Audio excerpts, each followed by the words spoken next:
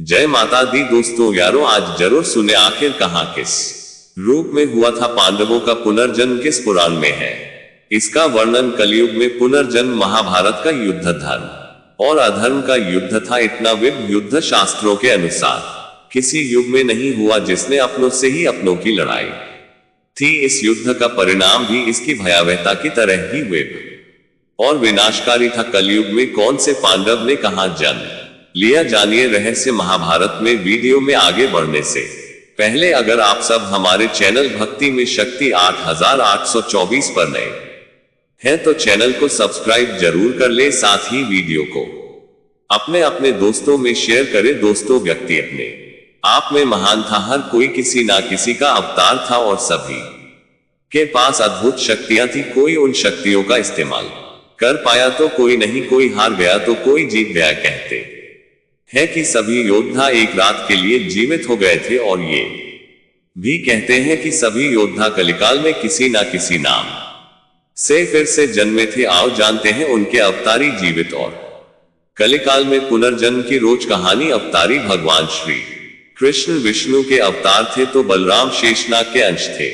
8 लोगों में से एक नाम वसु ने ही भीष्म के रूप में जन्म लिया था। देवगुरु बृहस्पति ने ही द्रोणाचार्य के रूप में जन्म लिया था। अश्वत्थामा रुद्र के अंशावतार थे। दुर्योधन कलयुग का तथा उसके 100 भाई पुलस्त्य वंश के राक्षस के अंश थे। सूर्यदेव के पुत्र कर्ण, इंद्र के पुत्र अर्जुन, पवन के पुत्र भीम, धर्मराज के पुत्र युधिष्ठिर और 2 अश्विनी कुमारों नासत्य और दस्त के पुत्र नकुल और सहदेव थे। रुद्र के एक गण ने कृपाचार्य के रूप में जन्म लिया। द्वापर युग के अंश से शकुनी अरिष्ट के पुत्र हंस नामक गंधर्व ने धृतराष्ट्र तथा पांडु के रूप में जन्म लिया। सूर्य के अंश धर्मी विदुर के नाम से प्रसिद्ध हुए। कुंती और माद्री के रूप में सिद्धि और वृतिका का जन्म हुआ था। मति का जन्म राजा सुबल की पुत्री गांधारी के रूप में हुआ था। राजा भीष्म की पुत्री रुक्मणी के रूप में लक्ष्मी जी व द्रौपदी के रूप में इंद्राणी उत्पन्न हुई थी। अभिम चंद्रमा के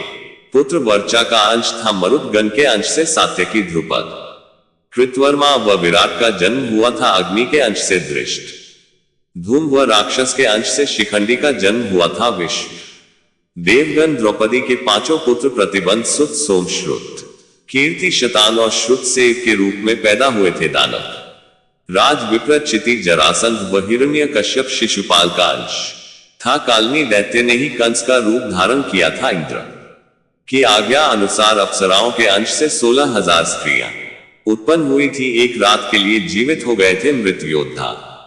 यह उस समय की बात है जब धृतराष्ट्र, कुंती, विदुर, गांधारी और संजय वन में रहते थे। एक दिन वन में उनसे मिलने युधिष्ठिर के बाद धृतराष्ट्र के आश्रम में महर्षि वेदव्यास आए। महर्षि वेदव्यास ने धृतराष्ट्र, गांधारी और कुंती से कहा कि आज मैं तुम्हें अपनी तपस्या का प्रभाव दिखाऊंगा, तुम्हारी जो इच्छा हो वह मांग लो। तब धृतराष्ट्र व गांधारी ने युद्ध में मृत अपने पुत्रों तथा कुंती ने कर्म को देखने की इच्छा प्रकट की। द्रौपदी आदि ने कहा कि वे भी अपने परिजनों को देखना चाहते हैं। महर्षि वेदव्यास ने कहा कि ऐसा ही होगा। ऐसा कहकर महर्षि वेदव्यास सभी को गंगा तट पर ले गए। रात होने पर महर्षि वेदव्यास ने गंगा नदी में प्रवेश किया और पांडव व कौरव पक्ष के सभी मृत योद्धाओं का आवाहन किया। थोड़ी ही देर में भीष्म, द्रोणाचार्य, कर्ण, दुर्योधन, दुशासन, अभिम, धृतराष्ट्र के सभी पुत्र, घटोत्कच, द्रौपदी के 5 पुत्र, राजा द्रुपद, धृष्टद्युम्न, शकुनी, शिखंडी आदि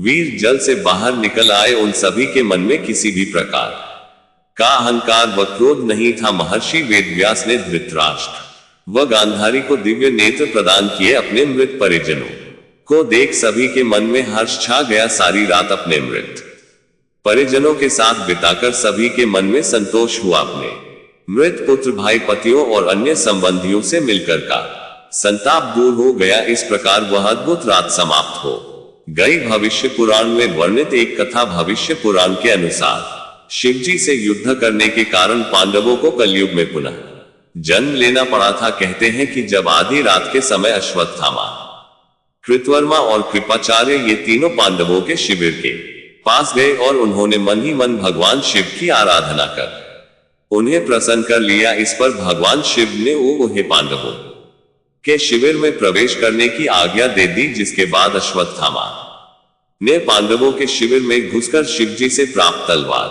से पांडवों के सभी पुत्रों का वध कर दिया और वहां से चले गए। जब पांडवों को इसके बारे में पता चला तो वे भगवान शिव से युद्ध करने के लिए पहुंच गए। जैसे ही पांडव शिवजी से युद्ध करने के लिए उनके सामने पहुंचे, उनके सभी अस्त्र शस्त्र शिवजी में समा गए और शिवजी बोले, तुम सभी श्री कृष्ण के उपासक हो, इसलिए इस जन्म में तुम्हें इस अपराध का फल नहीं मिलेगा, लेकिन इसका फल तुम्हें कलयुग में फिर से जन्म लेकर भोगना पड़ेगा। भगवान शिव की यह बात सुनकर सभी पांडव दुखी हो गए और इसके विषय में बात करने के लिए श्री कृष्ण के पास पहुंच गए। तब श्री कृष्ण ने उन्हें बताया कि कौन सा पांडव कलयुग में कहां और किसके घर जन्म लेगा। कलयुग में किसका जन्म कहां हुआ, जानिए। एक युधिष्ठिर का जन्म वत्सराज नाम के राजा के पुत्र के रूप में हुआ।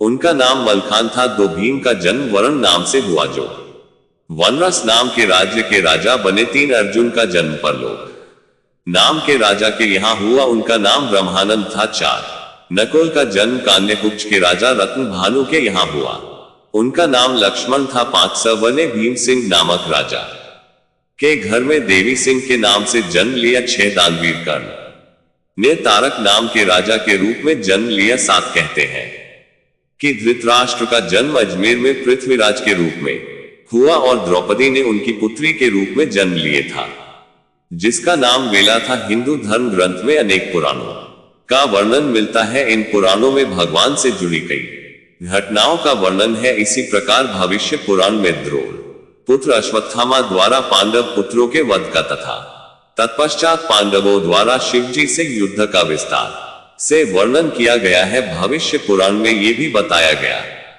है कि शिवजी से युद्ध करने के कारण ही पांडवों को कलयुग में पुनः जन्म लेना पड़ा था। कहा जाता है अश्वत्थामा आज भी जीवित है और वो महाभारत काल से आज तक भटक रहे हैं, लेकिन ये भी सत्य है कि पांडवों का भी पूर्व जन्म हुआ है। इन सभी सवालों का जवाब भविष्य पुराण में मिलता है। जय श्री कृष्ण। दोस्तों, आपको ये जानकारी कैसी लगी कृपया कमेंट करके जरूर बताएं। वीडियो पसंद आया हो तो लाइक करें और ऐसे ही और भी बहुत सारी कथा को सुनने के लिए चैनल भक्ति में शक्ति 8